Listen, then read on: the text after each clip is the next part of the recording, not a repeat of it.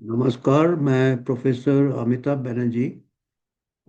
हम अभी एक किताब काफ़ी दिन से पढ़ रहे थे और कुछ कुछ नए चीज़ें भी हम देखते हैं और हैरान हो जाते हैं कि अभी 21वीं सदी का एक प्रकार से सम्राट एक व्यक्ति है जो कि शायद ब्रिटिश कॉलोनीज के भी इतना कब्जा नहीं था दुनिया पे जितना कि हमारे जो अभी के सम्राट हैं बिल गेट्स। तो ये मैं इतना पढ़ रहा हूँ ये किताब, ये हैरान हो रहा हूँ। ये मैं पहले भी इससे कुछ चैप्टर्स आपसे इसके ऊपर टिप्पणी की थी। Bill Gates problem, Tim Schwab. ये टिम स्वॉब ये एक इन्वेस्टिगेटिव जर्नलिस्ट है। इन्होंने बिल गेट्स के जितने भी फिलेंथ्रॉपी है, जितने भी भला काम लोग सोचते, हम भी सोचते थे। ये जो महामारी 5 साल में मेरे को, शायद 50 साल में मेरे को इतना ज्ञान नहीं हुआ जो कि 5 साल में अंदर का चीज पता चला। जब मैंने, क्योंकि मेरा तो काफ़ी लिमिटेड है ज्ञान, इसमें ही है, मेडिकल पब्लिक हेल्थ इसी से है। और हमारे जो बाकी डॉक्टर है वो उनका और लिमिटेड रहता है क्योंकि वो और स्पेशलाइज रहते हैं। हमारा फिर भी पब्लिक हेल्थ एपिडेमोलॉजी थोड़ा हम बड़ा नज़रिया रहता है हमारा, क्योंकि बीमारी का हम वो भी देखते हैं कि सोशल फैक्टर्स क्या हैं, डायनामिक्स वगैरह, पॉपुलेशन डायनामिक्स देखते ये देखते। बाकी जो डॉक्टर्स हमारे साथी जो है वो अपने बहुत मरीज सुबह शाम उसी में ये रहते, तो उनको मैं ब्लेम नहीं करता हूँ। और मैं खुद 5 साल पहले भी अगर कोई मेरे को बोलता कि ये इतना इन्फ्लुएंस है और इतना, मतलब हम तो भला ही सोचते थे, जैसे आम जनता सोचती होगी, आम प्रोफेशन सोचती होगी कि उनके काफ़ी कैरियर बनते हैं। Gates Foundation major funder of medical scientific research है, जो कि हम भी समझते थे कि शायद जनहित के लिए कर रहे हैं, बहुत बड़ा काम कर रहा है। पर ये जब से महामारी में हमने जब देखा कि WHO को ऊपर फिर गेट्स साहब तो एकदम नंबर 1 ये बन गए मेडिकल एडवाइजर। बताने लगे कैसे लॉकडाउन करना है, कैसे वैक्सीन करना, कैसे। और वो एंथनी फॉची और WHO और फिर सब इनके काफ़ी इन्होंने, इनका होल्ड था और अभी भी है। और तो मैंने आपको बताया कि साइंस में कैसे इन्होंने जितने आपके साइंटिस्ट लोगों को कैसे कैरियर प्रमोशन करके अपना मोहरा बना लिया है। तो अभी मैं एक चैप्टर इसमें से पढ़ रहा था, इस किताब में से एग्रीकल्चर के ऊपर दिया है। एग्रीकल्चर, हमारा जो खेती बाड़ी है, एग्रीकल्चर है, फार्मर्स है। अब इसमें भी अभी ये काफ़ी इनका इन्फ्लुएंस है। पर्टिकुलरली अभी हम सुनाई में आता है GMO, जेनेटिक मॉडिफाइड ऑर्गेनिज्म। तो ये अफ्रीका वगैरह से चालू किया इन्होंने। और काफ़ी इनका मैं थोड़ा सा इसी में से कुछ कुछ अंश पढ़ता हूँ इनका एग्रीकल्चर में, क्योंकि अभी मेरे को भी ऐसे डायरेक्ट मैं भी पढ़ता हूँ, मेरे को भी पता चलता। आप बराबर इकट्ठे इसको अंग्रेजी से थोड़ा हिंदी में मैं मुख्य मुद्दे बता रहा हूँ। तो एक बहुत बड़ा ये था पिछले corporate, most storeyed corporate villain कहा है इन्होंने। 30 साल किसको कहा है? मॉन्सेंटो। मॉन्सेंटो एक कॉरपोरेट है और वो कहता है कि वो माइक्रोसॉफ्ट से भी बड़ा ये है, नटोरियस है। पर क्योंकि अभी हमको इतना नहीं मालूम रहता, पर माइक्रोसॉफ्ट में भी बिल गेट्स काफ़ी उसके कई बार उन उस माइक्रोसॉफ्ट के अगेंस्ट केसेस हुए। काफ़ी उसने एक प्रकार से दादागिरी किया था माइक्रोसॉफ्ट में, बाकी किसी को आने नहीं देते थे। जो हमारे दूसरे भी आए थे कुछ ओपन सॉफ्टवेयर को, तो माइक्रोसॉफ्ट का मोनोपोली था। तो वैसे ही ये जो जर्नलिस्ट है, इन्होंने कहा मॉन्सेंटो माइक्रोसॉफ्ट के ही टक्कर का है। और मॉन्सेंटो ने किसी इसमें ये लगाया अपना पूरा एनर्जी एग्रीकल्चर में लगाया था मॉन्सेंटो ने। जैसे बिल गेट्स ने कंप्यूटर में लगा दिया था अपना पूरा, और अभी तो बिल गेट्स सभी चीज में लगा रहा है। हेल्थ में, मेडिसिन में, साइंस में, एग्रीकल्चर में भी आ गया है। ये मॉन्santo के साथ भी इसका दिखा रहे हैं। तो the company he would have made look an awful lot like the seed and agrochemical giant from Saint Louis, Bayer acquired. अच्छा, मॉन्सेंटो को बेयर ने फिर खरीद लिया 2018 में। अभी बेयर भी फार्मा कंपनी था, पेस्टिसाइड पे बनाता था। और एग्रो केमिकल जो केमिकल हम एग्रीकल्चर में इस्तेमाल करते थे, वो मॉन्सेंटो वो कॉरपोरेट था। मॉन्सेंटो का जो रेपुटेशन कैसे बना था, कंट्रोवर्सी वो कैसे हुआ था, monopoly power it wields over food system, seeking to control genetic code of life itself। ये जीन मॉडिफाइड फूड वगैरह जो है, ये मॉन्सेंटो ने पिछले 2 डिकेड से, 20 साल से, much of the corn and soya grown in the United states, भुट्टा और सोया जो यूनाइटेड स्टेट्स में होता है, had content genetic traits owned by Monsanto and most well known of which being Roundup Ready। तो वो यूएसए से स्टार्ट हुआ ये जेनेटिक मॉडिफाइड आपका कॉर्न, मेज वगैरह, which refers to the crops immunity to herbicide. तो आप जो कुछ केमिकल डालोगे तो उससे वो टफ हो जाता है, जेनेटिक मॉडिफाइड कर देते हैं, हर्बिसाइड। और इसमें द मीन फार्मर्स क्या है, उसमें क्या है, जो खेत में काम करते हैं फार्मर्स, वो स्प्रे कर सकते हैं अपने फील्ड में जितने भी इंसेक्टिसाइड, पेस्टिसाइड्स, जो भी कीड़े वीड़े होते होंगे इसमें, अनाज में। और उससे क्या होगा, तो वो दूसरे ये सब वीड जो है, जो जो प्लांट आपको चाहिए नहीं है, जंगली प्लांट है, वो मर जाएंगे। और ये जेनेटिक मॉडिफाइड होगा, ये जो सोया प्लांट होगा, सोया का, सोया क्रॉप होगा, वो a major benefit to farmers in term of labor as they spared the hard work of pulling weeds by hand। तो वो जंगली भी एक उनको प्लांट नहीं खींचना पड़ता था, वो हर्बिसाइड स्प्रे कर देते थे। और ये जेनेटिक मॉडिफाइड था, ये कह रहे हैं। और पर इसमें क्या नुकसान बताते हैं ये, कि expanded use of agro chemicals, ये केमिकल्स के जो यूज होते हैं, इसमें थोड़े चिंता प्रकट किया है एनवायरनमेंट एंड ह्यूमन हेल्थ में। देखिएगा अभी दो चीज हो जाता है, जेनेटिक मॉडिफाइड फूड का आपका प्रमोट हो रहा है, उसमें आपको जो भी प्रॉफिट होगा, कुछ पेटेंट होगा। दूसरा होगा जो हर्बिसाइड भी, उसका भी सेल बढ़ जाएगा। तो GMO model is also expensive. तो देखा जाए, जीएमओ मॉडल बोलते हैं कि ये फूड सिक्योरिटी होगा और ये होगा, पर ये एक्सपेंसिव है। और large scale, generally use on large scale farms, बड़े फार्म्स में growers plant vast acre of monoculture corn और सोया, अप्लाई सिंथेटिक फर्टिलाइजर, और फर्टिलाइजर डालेंगे, and hire crop dusters to blanket the fields with Roundup, the use of which has skyrocketed with the advent of GMO।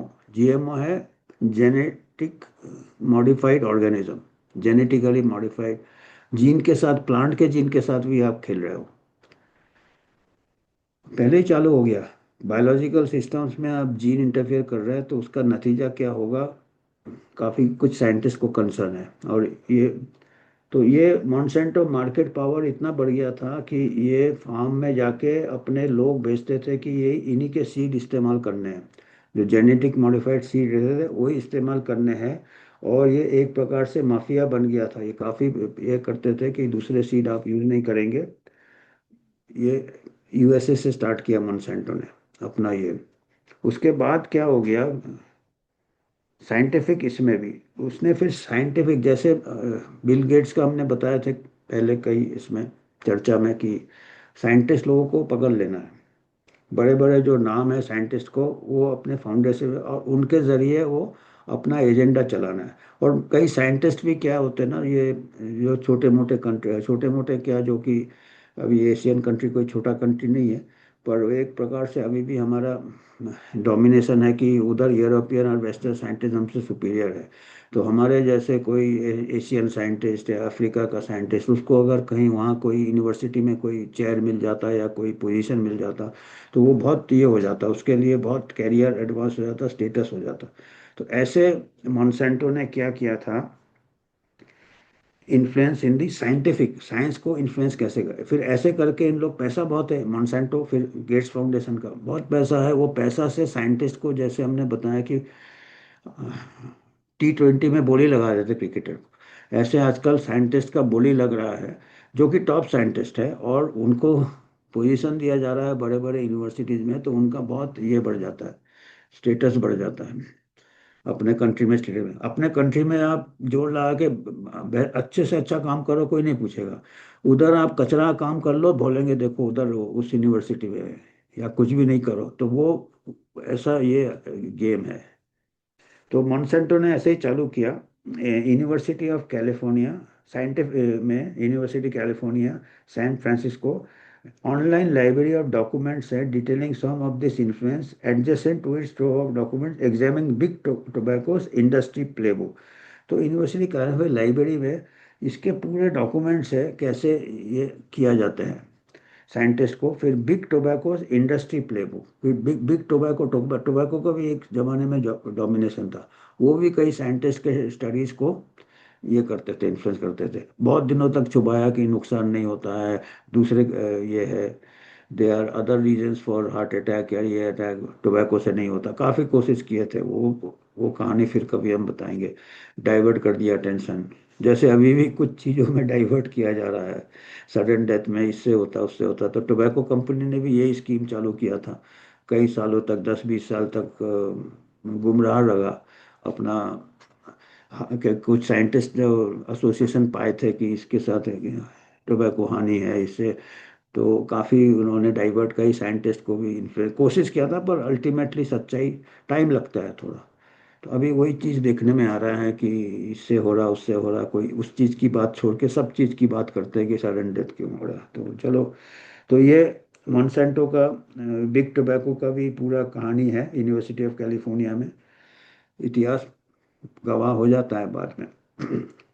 तो उसमें 2013 को दिया है, 2013 को Monsanto ने क्या किया था, जो कि ये GMO फूड बनाता था, हर्बिसाइड करता था, फार्मिंग के ऊपर स्टार्ट किया उसने। भुट्टे का जो क्रॉप है, मेज एंड सोया फार्मिंग से, राउंड अप रेडिश से, उन्होंने नंबर ऑफ एकेडमिक साइंटिस्ट को पकड़ा इसने, मॉन्सेंटो ने, suggesting that they produce policy paper, उनसे पेपर लिखवाया based on talking points that the company furnished, points दे दिए थे साइंटिस्ट को कि ये वाले पॉइंट्स पे आपको पेपर लिखना है। अब वो scientist with some professors did, और कई प्रोफेसर्स करते हैं, did without disclosing Monsanto's role in the papers, कई प्रोफेसर ऐसे किए, पेपर्स लिखे, उनके जो नैरेटिव में पेपर लिखे, बिगर बताए कि उनका कनेक्शन है मोन्सेंटो से। अब मैं यही बता रहा ना कि करप्शन खाली पैसे का ही नहीं हो सकता, कैरियर का भी हो सकता है, फेम का भी हो सकता है। अफ्रीका एशिया का कोई एकेडमिक को वहाँ कोई देगा ग्रांट, और उधर का कोई यूनिवर्सिटी में बिठा देगा, तो उसके लिए बहुत बड़ी बात हो जाती है, वो खुद भी बिलीव करने लगता है तुरंत। वन एकेडमिक कॉट, अब इसमें एक एकेडमिक का नाम दिया है, in this scandal was Harvard economist. अभी देखो उसको हार्वर्ड में बिठा दिया, अफ्रीका का एक आदमी को उठा के हार्वर्ड का प्रोफेसर बना दिया। हार्वर्ड नाम बहुत बड़ा होता है। आप हार्वर्ड में बैठ के कुछ नहीं करो, फिर भी हार्वर्ड का प्रोफेसर है, उसको अब पेपर तो ऐसे ही उसको मटेरियल मिल रहा है, उसका खाली नाम ही यूज करना है ना, हार्वर्ड प्रोफेसर, हार्वर्ड इकोनॉमिस्ट कैलसेस्टोस जूमा, JUMA, जूमा, who had also partnered on agriculture work with the Gates Foundation. ये एक प्रोफेसर को पकड़ा जिसका कि गेट्स फाउंडेशन के साथ भी उसने ऐसा एग्रीकल्चरल काम किया था, और ये मोन्सेंटो ने भी पकड़ लिया, तो ये आ गए ना दोनों इकट्ठे। Gates funded some of Juma's academic research, Gates ने भी पहले पकड़ा था, बाद में मोन्सेंटो पकड़ा, उसका एकेडमिक रिसर्च को फंड किया, and even created a fellowship to honour him after he died, उसके मरने के बाद भी उसके नाम से फेलोशिप कर दिया। सो इससे क्या है, अगले भी आएंगे, देखो वो जूमा गया था, वो उसका नाम कमाया, उसके नाम से अभी भी फेलोशिप चल रहा है।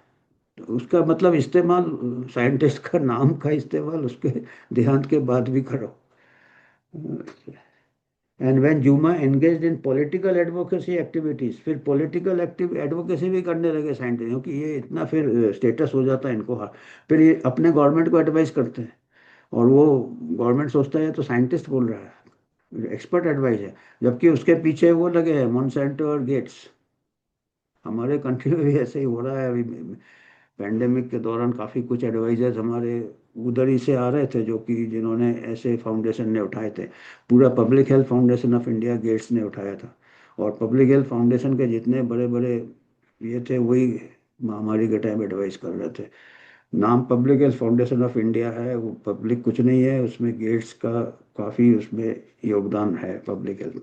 तो ये एग्रीकल्चर में भी ऐसे ही चल रहा है मेरे, तो वही मैं कह रहा हूँ कि ये अभी अंग्रेजों ने जितना वर्ल्ड को नहीं कंट्रोल किया, ये बड़े बड़े गेट्स फाउंडेशन आज के तारीख में एक अकेला आदमी पूरा वर्ल्ड को, क्योंकि अब नॉलेज पावर है ना, तो नॉलेज का प्रोफेसर को मुंह से उसको माइक जैसे इस्तेमाल करो, अपना मैटर दो, और दुनिया का वेट उसका जो कहेगा।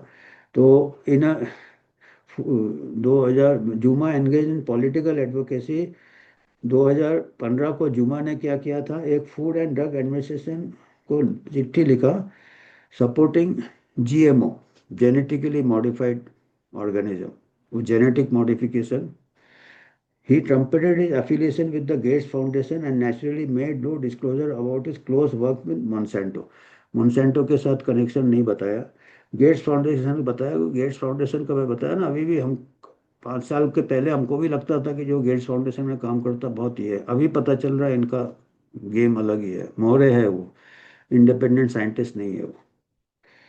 As with many of the areas where Gates work, the foundation has become a valuable front for industry ambitions, charitable face for a corporate agenda. Philanthropy बताते हैं, चैरिटी बताते हैं, चैरिटी है सामने का मुकुट है, उसके पीछे कॉर्पोरेट इंटरेस्ट है। अभी ये हेल्थ में तो पता है हमको चल गया था, अभी हमको एग्रीकल्चर में भी पता चल रहा, और मैं अभी इतना नहीं था मेरे को आइडिया कि अभी देख रहा है इसमें भी उसका शायद ज़्यादा ही हो। The reason for Gates Foundation and Monsanto both worked so closely with Juma was what he represented for them, an African scholar. मैं वही कह रहा था ना, एशिया अफ्रीका से पकड़ लेते scholar, African scholar, he was from Kenya, Kenya का था वो, housed at a prestigious university in the West, who could promote Gates and Monsanto's shared goal of introducing GMO in Africa. Africa से scholar को पकड़ा, Harvard university में बिठाया, उसके साथ पेपर लिखवाया, पॉलिसी लिखाया, अफ्रीका में उनको इंट्रोड्यूस करना था जीएमओ, जेनेटिकली मॉडिफाइड, कीनिया से था। The biggest area of arable land in the world that is underutilised this point is in Africa. तो अफ्रीका में कई इन्होंने फिर ऐसे कई फाउंडेशंस खोल दिए, एग्रीकल्चर नाम इसके कई दिए हैं। गेट्स, बिल गेट्स, वो कहते हैं कि भुखमरी चला जाएगा, अफ्रीका एशिया में बहुत है, जीएमओ से बहुत क्रॉप होगा। कोई उसका ऐसा अभी इम्पैक्ट नहीं हुआ, 10-15 साल से चल रहा है, ये 2015 है, अभी कितने हो गए, 20 साल हो गए। तो at the same time imposing his own preferences, तो गेट्स फिर टेक ओवर कर लिया एग्रीकल्चर में मोनसेंटो से, as a self describe technologist. अब इसमें भी वो एक्सपर्ट बन गया गेट्स, एग्रीकल्चरल एक्सपर्ट बन गया, स्टेटमेंट देने लगा, as a self describe technologist. Medicine में तो डॉक्टर गेट्स है, वो पूरा महामारी कैसे रोकना, क्या करना, कैसे करना, सब गाइड देता था। और शायद न्यू इंग्लैंड जर्नल या लैंसेट में भी उसको स्पेस दिया था, मैं एक बार बात किया था। अभी वो एग्रीकल्चर साइंटिस्ट भी बन गया, और वो कहने लगा कि हम छोटे फार्मर को, किसान को हेल्प होगा, सब सहारन अफ्रीका, और ये फाउंडेशन उनको मदद कर रहा है। फिर उससे पूछा गया इंटरव्यू में, एक 2015 में किसी जर्नलिस्ट ने पूछा कि आप तो दे रहे हो ऐसे नेशंस में, जीएमओ इंट्रोड्यूस कर रहे हो, पर इसका सेफ्टी टेस्ट कैसे करेंगे आप, उन लोग कर पाएंगे क्या सेफ्टी टेस्ट? अभी देखिए वो जवाब क्या देता है, वो जवाब देता है कि हम उनके साइंटिस्ट को ट्रेन कर देंगे सेफ्टी कैसे टेस्ट करना। अरे यार, अभी इंडिपेंडेंट होना चाहिए ना सेफ्टी। अभी उसको तो कन्फ्लिक्ट ऑफ इंटरेस्ट है, वो अपना ही जीएमओ प्रमोट कर रहा है, अपना ही कर रहा है, और बोलता है हम उनको ट्रेनिंग देंगे, और ट्रेनिंग में वो वही उनको ज्ञान देगा। अब जिस साइंटिस्ट को वो ट्रेन करता है कि आप इसका सेफ्टी देखो, तो वो करेगा इंडिपेंडेंट। तो टोटली इन्फ्लुएंस्ड है ना उसका तो। ऐसा पार्ट पढ़ाया है कि अभी ऐसा चीज इसमें भी हो रहा है, टीका में भी हो रहा है। अभी आईसीएमआर क्या टेस्ट करेगा जब कि इतना उसका भी इतना कॉन्फ्लिक्ट ऑफ इंटरेस्ट है। Gates' candidate is remarkable. Explains how his foundation seeks to control the entire approval process भी कंट्रोल करेंगे वो। साइंटिस्ट अफ्रीका के ट्रेन करेंगे बट ट्रेड तो गेट्स फाउंडेशन करेगा ना। वो तो फिर आपने देखिए कोई थर्ड पार्टी को लाना चाहिए ना जो इंडिपेंडेंट है, जो उसका गेट्स के साथ भी कनेक्शन नहीं है, जो कि अफ्रीकन हित में सोचेगा। अब ये तो पूरा बोलता हम ही ट्रेन करेंगे उनको। तो अभी उससे ऐसे कर करके Bill Gates has become one of the most powerful voices in African agriculture vast underfunded sector. West Gates foundation donations have translated into far reaching influence of public policy control करता है अभी Africa का जो है agriculture में। 6.5 billion agriculture projects में खर्चा किया उसने। अफ्रीकन एग्रीकल्चर टेक्नोलॉजी फाउंडेशन बना है, ग्रीन रेवोल्यूशन की बात करता है। These surveys like the Alliance for a Green Revolution in Africa and the African Agricultural Technology Foundation seemed to function the way Monsanto's corporate front groups one did, advancing their sponsors' agenda while claiming to be independent or science-based or farmer forward as or African led। वो Africa में किया, उधर के scientist को पकड़ लिया, उन्होंने government policy किया। फिर जीएमओ लगाया, उनका जो साइंटिफिक स्टडीज करना उसके लिए भी अफ्रीकन इसको ट्रेन कर दिया। लोग सोचेंगे अफ्रीका इंडिपेंडेंटली, पर वो उन लोगों को तो अपने इन्फ्लुएंस कर दिया ना आपने। अभी जब अंग्रेजों ने राज किया था उन्होंने भी इंडियन को ही ट्रेन कर दिया था सिविल सर्विस इसमें। वो इंडियन सोल्जर्स को इस्तेमाल करके उन्होंने डोमिनेट किया।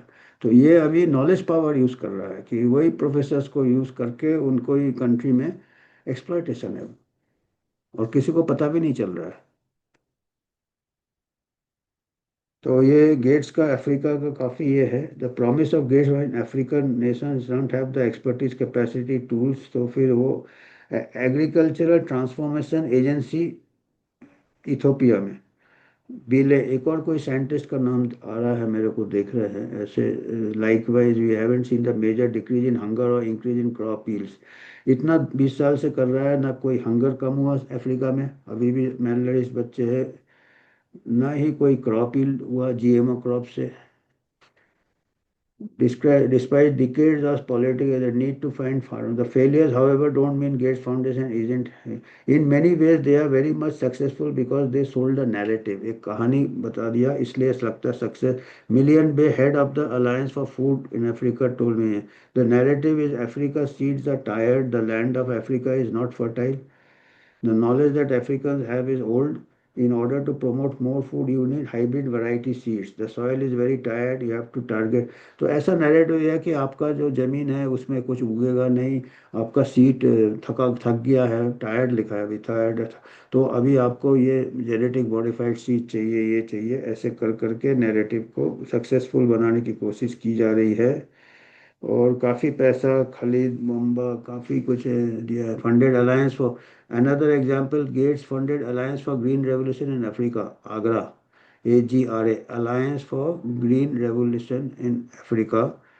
Over a recent 4 year period, 68 different policy reforms in Burkina Faso, Ethiopia, Ghana, Nigeria, and from trade policy to seed laws to pesticides to regulations over fertilizer market। तो पूरा आपका food बोल को ही वो कंट्रोल कर दिया उसने। गेट्स हैवी हैंड, ये पूरा दिया है पूरा। एग्रीकल्चर में कुछ कुछ मुख्य ये देना, पूरा लंबा चैप्टर है। मैं इसमें कुछ कुछ चीजें जो कि देखा कि कैसे ये एग्रीकल्चर। फिर बिल गेट्स के अनदर प्रोटेस्ट, फिर अफ्रीका में प्रोटेस्ट चालू हो गए। कई फार्मर ने प्रोटेस्ट किया कि हमारे खुद का इकोलॉजी डैमेज हो रहा, हमारा खुद का फार्मिंग मेथड डैमेज हो रहा ये। तो protest even Secretary General announce that AGRA have been named special envoy for food system with 820 million hungry and escalating crime and need for significant global action is urgent.